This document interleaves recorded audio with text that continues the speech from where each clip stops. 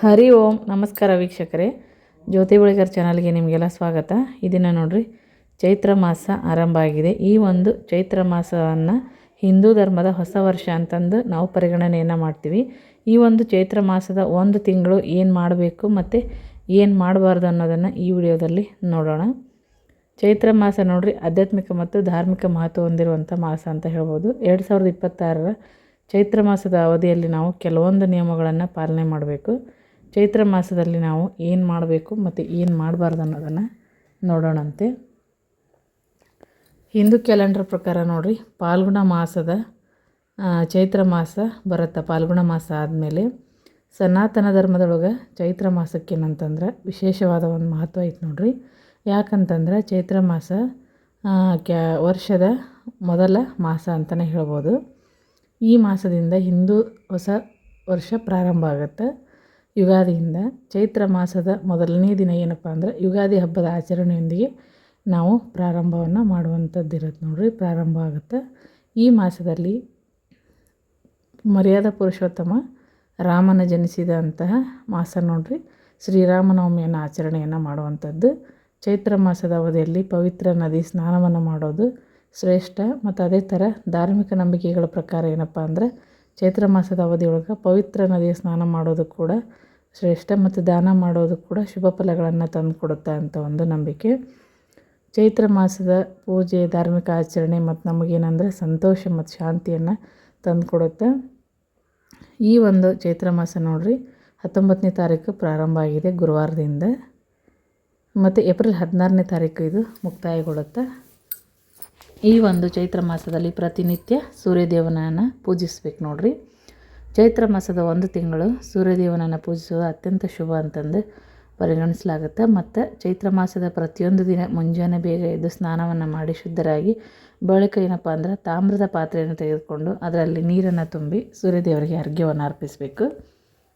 ಧಾರ್ಮಿಕ ನಂಬಿಕೆಯ ಪ್ರಕಾರ ಏನಂದ್ರೆ ಚೈತ್ರ ಮಾಸದಲ್ಲಿ ಸೂರ್ಯನನ್ನು ಪೂಜಿಸೋದ್ರಿಂದ ವ್ಯಾಪಾರ ವ್ಯವಹಾರದೊಳಗೆ ಪ್ರಗತಿ ಉಂಟಾಗುತ್ತೆ ಮತ್ತು ಸ್ಥಗಿತಗೊಂಡ ಕೆಲಸಗಳೆಲ್ಲ ಮತ್ತೆ ವಾಪಸ್ಸು ಪ್ರಾರಂಭ ಆಗ್ತವೆ ನೋಡ್ರಿ.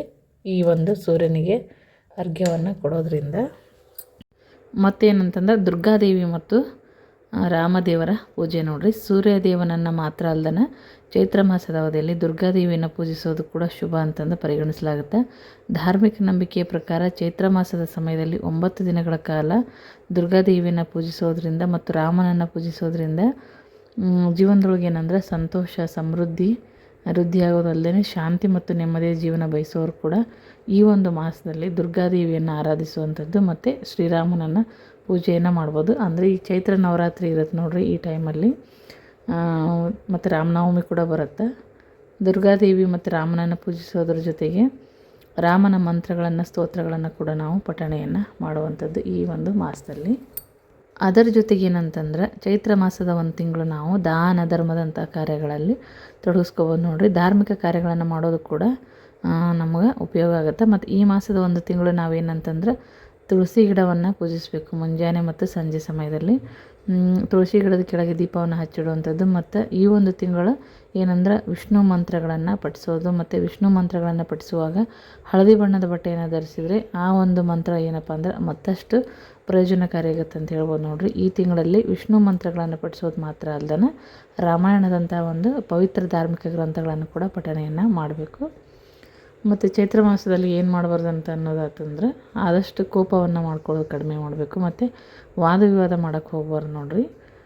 ಕೂದಲು ಕತ್ತರಿಸೋದು ಅದೆಲ್ಲನೂ ಮಾಡಬಾರ್ದು.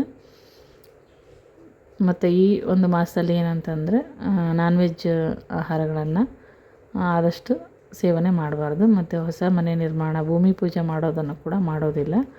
ದೊಡ್ಡ ದೊಡ್ಡ ಹೂಡಿಕೆ ಇತ್ತಪ್ಪ ಅಂತಂದ್ರೆ ಷೇರುಗಳನ್ನು ಖರೀದಿ ಮಾಡೋದು, ಸಾಲ ತೆಗೆದುಕೊಳ್ಳೋದನ್ನು ಕೂಡ ಈ ಒಂದು ಮಾಸದಲ್ಲಿ ತಪ್ಪಿಸ್ಬೇಕು ನೋಡ್ರಿ.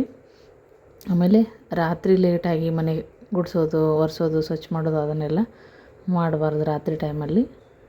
ಮತ್ತು ನಕಾರಾತ್ಮಕ ಪರಿಣಾಮ ಕಡಿಮೆ ಮಾಡಬೇಕಪ್ಪ ಅಂತಂದ್ರೆ ಮತ್ತು ನಾವು ಕೆಲವೊಂದು ಕೆಲಸಗಳನ್ನು ಮಾಡಬೇಕು. ಏನಂದ್ರೆ ಚೈತ್ರ ಮಾಸದ ಸಮಯದಲ್ಲಿ ನೋಡ್ರಿ ಓಂ ನಮಃ ಶಿವಾಯ ಮತ್ತು ಓಂ ರಾಮಾಯ ನಮಃ ಅನ್ನುವಂಥ ಒಂದು ಮಂತ್ರಗಳನ್ನು ಪಠಣೆಯನ್ನು ಮಾಡಬೇಕು. ಅದ್ರ ಜೊತೆಗೆ ಏನಂತಂದ್ರೆ ಶನಿವಾರ ಅಥವಾ ಮಂಗಳವಾರ ದಿನ ಹನುಮಂತನಿಗೆ ಏನಂದ್ರೆ ಮಲ್ಲಿಗೆ ಹೂವಿನ ಎಣ್ಣೆಯನ್ನು ಅರ್ಪಣೆಯನ್ನು ಮಾಡಬೇಕು.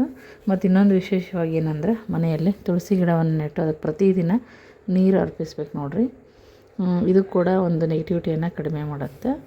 ಮತ್ತು ಕುಟುಂಬದ ಸದಸ್ಯರೊಂದಿಗೆ ಕುರಿತು ಏನಂತಂದರೆ ರಾಮಚರಿತ ಮಾನಸವನ್ನು ಓದಬೇಕು. ಮತ್ತು ಚೈತ್ರ ಮಾಸದ ದಿನ ನೋಡಿರಿ ಈ ಒಂದು ಪರಿಹಾರ ಕ್ರಮಗಳನ್ನು ತಗೊಳ್ಳೋದ್ರಿಂದ ನಕಾರಾತ್ಮಕ ಪರಿಣಾಮ ಕಡಿಮೆ ಆಗುತ್ತೆ, ಸಕಾರಾತ್ಮಕ ಪರಿಣಾಮ ದೊರೀತದೆ ನೋಡಿರಿ ಇದರಿಂದ. ಮತ್ತು ಒಳ್ಳೆಯ ಫಲಿತಾಂಶಗಳು ಕೂಡ ದೊರೀತವೆ ಅನ್ನೋವಂಥ ಒಂದು ನಂಬಿಕೆ. ಇದಿಷ್ಟೇನಂತಂದ್ರೆ ಚೈತ್ರ ಮಾಸದಲ್ಲಿ ಏನು ಮಾಡಬೇಕು ಏನು ಮಾಡಬಾರ್ದು ಅನ್ನೋದು ಹೇಳಿದ್ದೀನಿ.